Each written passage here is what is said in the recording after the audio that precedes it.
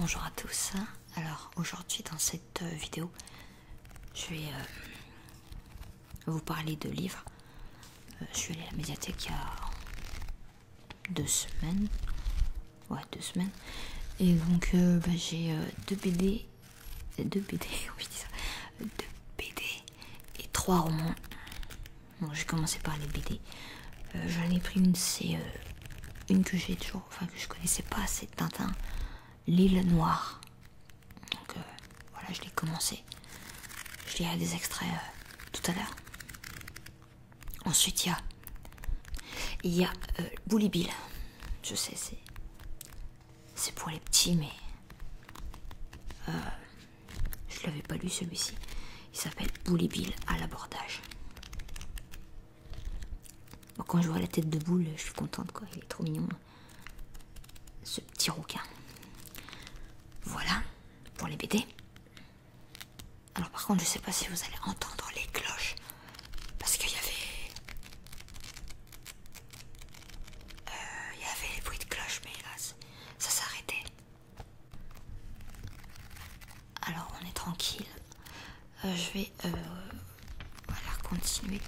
Alors là, les 2 romans, je les ai déjà lus, mais bon, ça fait longtemps. Donc j'ai un Patricia Cornwell qui s'appelle Mémoire morte. Ah, je l'avais fait tomber. Donc c'est un... Alors je vais faire attention parce que j'arrête pas de faire tomber les livres. J'arrête pas de recommencer. Donc je disais, j'en étais à Mémoire morte. Donc je sais pas si vous connaissez Patricia Cornwell. Enfin en tout cas moi j'adorais vraiment les tout premiers. J'en ai lu pas mal quand même, j'en ai lu une dizaine d'elles. Mais après, je sais pas, elle a commencé à changer de style. Elle a complètement changé son écriture. C'est devenu le style très vulgaire. Quand je dis vulgaire, c'est pas que par rapport au langage, mais par rapport... c'était plus du tout rien à voir. Avant, c'était beaucoup plus sophistiqué. Et surtout, j'aimais bien, c'était qu'on rentrait vraiment dans la tête de Patricia Cornwell. Enfin non, pardon, de Kees Carpeta, le médecin légiste. Et du coup j'ai arrêté de lire, mais voilà, quand je l'ai vu celui-là, j'ai envie de le relire. Donc des fois il faut s'accrocher pour les séances d'autopsie, parce que voilà, c'est vraiment très son jeu de mots, c'est décortique les scènes. Donc avant d'être écrivain, elle était chroniqueur judiciaire. Et puis aussi, elle travaillait au bureau du médecin légiste. Elle faisait informaticienne. Et puis après, elle a commencé son premier roman post-mortem. Avec le serial killer Temple Gold. Et là, c'est... je vais commencer... je voulais parler de tous les romans, mais là, je vais commencer. Donc, 4e de couverture. Je vais le chuchoter.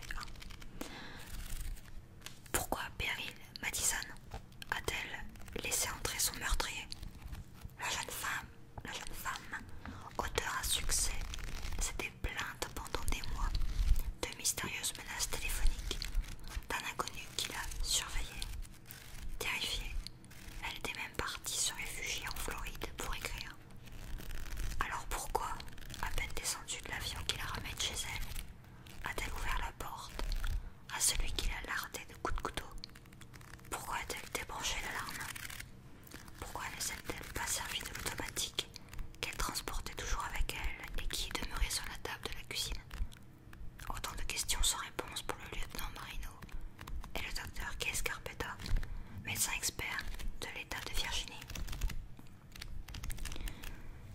Patricia Cornwell nous confronte avec la sobriété et le savoir-faire d'une praticienne de médecine légale au savant détour de la mentalité criminelle. Son héroïne est le témoin sérieux, nullement sophistiqué, mais implacable, de la folie meurtrière made in USA. Donc comme personnage, il y a aussi un lieutenant de police, Marino, et un profiler du FBI, Benton. Donc vraiment, j'ai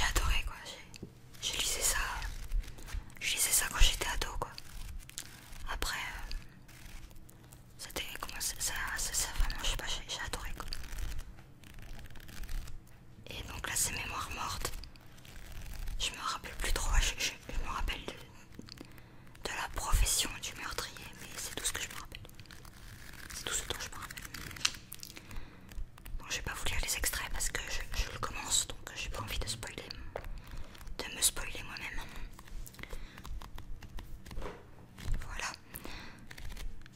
Le deuxième, c'est un... Je vais reparler. Le deuxième, c'est un... Faut pas que je parle trop fort du coup, pour pas que ça soit trop différent du chuchotement. Donc ça s'appelle... Donc c'est un roman d'Agatha Christie qui s'appelle La nuit qui ne finit pas. Il est vraiment différent celui-ci par rapport à... Moi quand je l'ai lu et tout, il me faisait trop penser à Patty Smith. Même ambiance un peu envoûtante, mystérieuse et sombre. Et vraiment, il est vraiment différent des autres Agatha Christie. Là, il n'y a pas de... C'est pas un roman énigme, un policier. C'est un... Il est très spécial. Je vais vous lire le quatrième de couverture.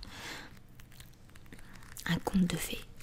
Un charmant garçon, pauvre, bohème mais charmant, qui rêve vaguement de la belle maison qu'il ne pourra jamais s'offrir, et de la charmante petite femme qu'il ne rencontrera sans doute jamais. Fait la connaissance, précisément sur un superbe terrain à bâtir, d'une superbe jeune fille richissime, qu'il épouse très vite. Ils vivent heureux, mais pas assez longtemps pour avoir un enfant.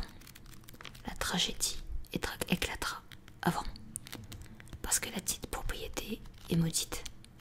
Tout le monde le sait dans le village, que l'attitude de la belle famille riche indispose le garçon pauvre, que celle de sa propre mère le met mal à l'aise. Et puis il y a Greta, la belle Greta, dont la présence, semble-t-il, zappe le bonheur du couple. Surtout, les êtres ne sont jamais tels qu'on les imagine, à moins d'être un lecteur très malin. La nuit qui ne finit pas. Il est beau le titre, hein. La nuit qui ne finit pas. Là, il y a une ambiance assez morbide dans le livre, qui est vraiment différente des...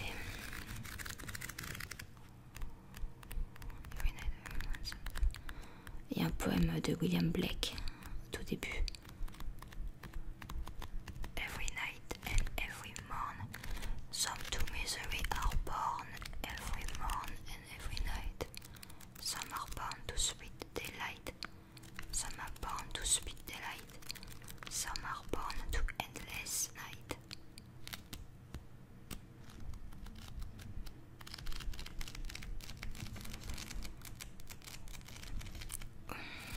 Voilà, je vais m'arrêter là. Et le dernier, bah celui-là je l'ai lu mais d'un trait quoi. Enfin pas d'un trait mais je l'ai lu super vite. Ça fait longtemps que j'avais pas... Déjà ça faisait longtemps que j'avais pas lu le livre. Et ça faisait longtemps que j'avais pas lu un grand livre. Parce que les derniers livres que j'avais lus c'était des livres... Voilà, c'était sympa mais bon, j'avais pas eu le déclic comme ça faisait longtemps que j'en ai pas eu. Alors je peux même pas vous dire c'est quel est le livre, le dernier grand livre qui m'a fait avoir un truc, ouais. Bah, je me rappelle pas. Jusqu'à ce que je vienne de lire, jusqu'à ce que je lise, pardon, le Fahrenheit 451 de Ray Bradbury. C'est une société futuriste. Enfin, futuriste en même temps, c'est... Il y a quand même des points communs avec avec la société actuelle, avec notre addiction aux médias, au virtuel, enfin, et aussi enfin, en tout cas, certains manques de communication et à la comment on dit, la dictature de la pensée.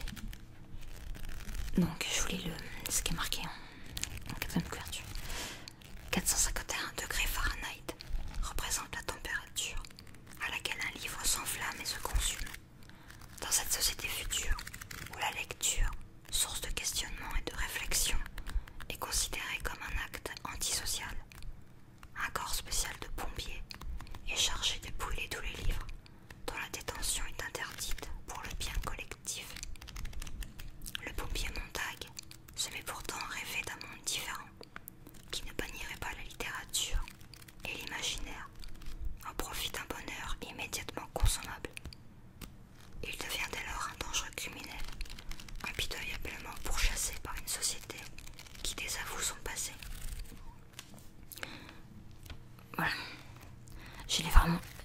j'ai adoré l'histoire du pompier. C'est une société où justement c'est l'inverse d'actuel. Que les pompiers, au lieu d'éteindre les feux, ils les allument. Enfin, il y a des pompiers pyromanes, hein, mais bon. Là, c'est vraiment... et là, c'est un pompier, il s'appelle Montag, qui fait ce qu'on... Enfin, qui suit sa vie, quoi, comme depuis sa naissance, quoi. Il est programmé, quoi. Ils sont pompiers de père en fils, et il suit son destin de pompier, comme ça. Et il se pose pas de questions, c'est vraiment à partir du moment où il rencontre une jeune fille qui s'appelle Clarisse, et qui pour lui elle va lui poser des questions toutes simples, genre vous êtes heureux et tout. Il s'était jamais posé la question. Enfin, et c'est tout, pour lui il a toujours été heureux, quoi. Il est bien, quoi. Et je vais vous lire un passage que j'aime bien. C'est vraiment à partir de là où franchement il y a des passages dedans, j'adore, quoi. Faut que je trouve.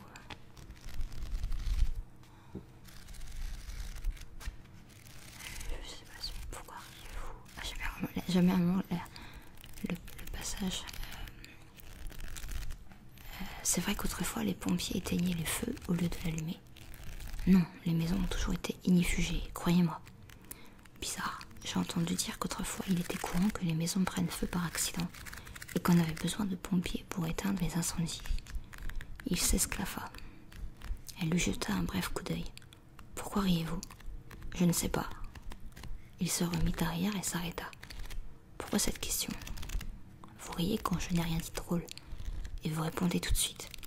Vous ne prenez jamais le temps de réfléchir à la question que je vous ai posée.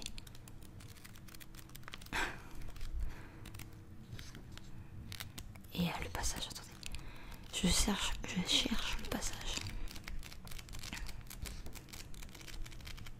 Et ça, ouais, il y a ça, puis il y a aussi ce qui va le faire, comment dire, réfléchir à ça. Il va assister. Comme d'hab, dans son travail, il doit brûler une maison. Et dans cette maison, il y a une vieille femme. Et la vieille femme va mourir avec ses livres. Elle va pas quitter la maison.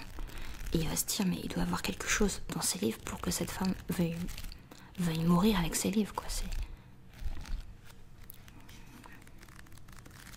Donc à partir de là, il va commencer à réfléchir, à se poser des questions. Et il va être traqué. Alors attendez, je cherche le passage, un passage précis.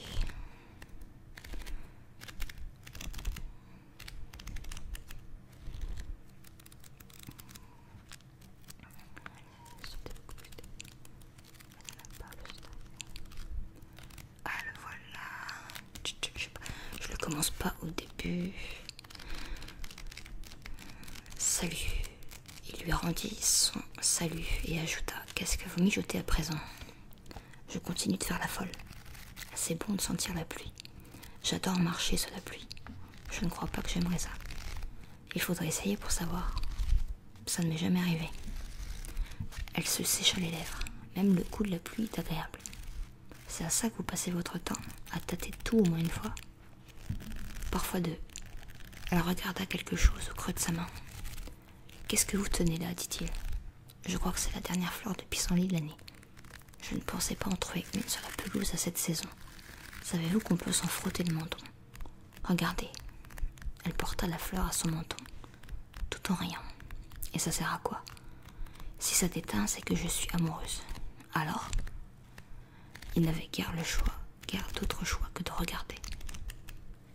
Eh bien, dit-elle, vous avez le dessous du menton tout jaune. Chouette. Essayons sur vous maintenant. Ça marchera pas avec moi. Attendez. Je suis désolée, j'ai dû couper. Alors, j'en étais où? Attendez. Avant qu'il ait pu faire un geste, elle lui avait appliqué la fleur de pissenlit sous le menton. Il eut un mouvement de recul et elle éclata de rire. Ne bougez pas comme ça. Elle lui examina le menton et fronça les sourcils. Alors, demanda-t-il. Quel dommage, vous n'êtes amoureux de personne. Mais si, Ça ne se voit pas. Je suis même très amoureux. Il s'efforça d'évoquer un visage pour confirmer ses paroles, mais enfin, je vous assure, je vous en prie, ne faites pas cette tête. C'est votre pissenlit. Tout s'est déposé sous votre menton. C'est pour ça que ça ne marche pas avec moi. Oui, ça doit être ça. Bon, voilà que je vous ai contrarié. Je vois bien. Je suis désolée, sincèrement. Elle lui effleura le coude. Non, non, s'empressa-t-il de répondre. Tout va bien. Il faut que je m'en aille. Alors dites-moi que vous me pardonnez. Je ne veux pas que vous soyez fâché contre moi. Je ne suis pas fâchée. Contrariée, oui. Il faut que j'aille voir mon psychanalyste à présent. On me force à y aller. J'invente des choses à lui raconter. Je ne sais pas ce qu'il pense de moi. Il dit que je suis un véritable oignon. Il n'en finit pas de peler mes couches. Je n'ai pas de mal à croire que vous ayez besoin de ce psychanalyste. Vous ne parlez pas sérieusement. Montag poussa un grand soupir. Non, dit-il enfin. Je ne parle pas sérieusement. Mon psychanalyste veut savoir pourquoi je vais me promener, pourquoi je marche dans les bois, pourquoi je regarde les oiseaux. Ils veulent savoir ce que je fais de mon temps. Je leur dis qu'il m'arrive de rester simplement assise, à réfléchir. Mais je ne leur dis pas à quoi. Je les fais marcher. Il y a aussi des fois, je leur dis où j'aime renverser la tête, comme ça, et laisser la pluie couler dans ma bouche. On jurerait du vin. Vous n'avez jamais essayé? Non, Vous m'avez pardonné, n'est-ce pas? Oui. Il y réfléchit un instant. Oui, je vous ai pardonné. Dieu sait pourquoi. Vous êtes bizarre. Vous êtes agaçante. Mais on n'a aucun mal à vous pardonner. Vous dites que vous avez 17 ans? Enfin, le mois prochain. Comme c'est curieux. Ma femme a 30 ans et pourtant il y a des fois où vous paraissez beaucoup plus âgé. Ça me dépasse. Vous aussi, vous êtes bizarre, monsieur Montag. J'en arrive parfois à oublier que vous êtes pompier. Et maintenant, est-ce que je peux encore vous fâcher? Allez-y. Comment ça a commencé? Comment vous vous êtes retrouvé là-dedans? Comment avez-vous choisi votre métier? Qu'est-ce qui vous a donné l'idée de faire ce travail? Vous n'êtes pas comme les autres. J'en ai vu quelques-uns. Je sais. Quand je parle, vous me regardez. Quand j'ai dit quelque chose à propos de la lune hier soir, vous avez regardé la lune. Jamais les autres ne feraient ça. Les autres me planteraient là et me laisseraient parler toute seule. Ou me menaceraient. Personne n'a plus le moindre instant à consacrer aux autres. Vous êtes un des rares à pouvoir me supporter. Voilà pourquoi je trouve tellement bizarre que vous soyez pompier. Ça ne vous va pas du tout, dans un sens. Il sentit son corps se scinder en deux, devenir chaleur et froideur, tendresse et dureté, tremblement et impassibilité, chaque moitié grinçant contre l'autre. Vous feriez bien de filer à votre rendez-vous, dit-il. Et elle fila, le laissant debout sous la pluie. Ce ne fut qu'au bout d'un long moment qu'il retrouva l'usage de ses membres. Et puis, très lentement, tout en marchant, il renversa la tête en arrière sous la pluie, même si ce ne fut que quelques instants, et ouvrit la bouche. Voilà, j'ai terminé le passage. Bon, c'était un dialogue entre Clarisse et le pompier Montag. Voilà. Et je sais plus si j'ai parlé des BD. Ah si, j'ai parlé des BD. L'île Noire et à l'abordage. Voilà. Donc je vais m'arrêter là. Je vais ajouter en fond des bruits de page. Parce que là je peux pas le faire en même temps. Je peux pas le faire en même temps. Je vais le faire des deux côtés et tout. Donc je vais pas tenir la BD. Voilà. Donc bon dimanche, non, je sais pas. Bonne semaine. Et on se retrouve bientôt pour d'autres vidéos. ASMR.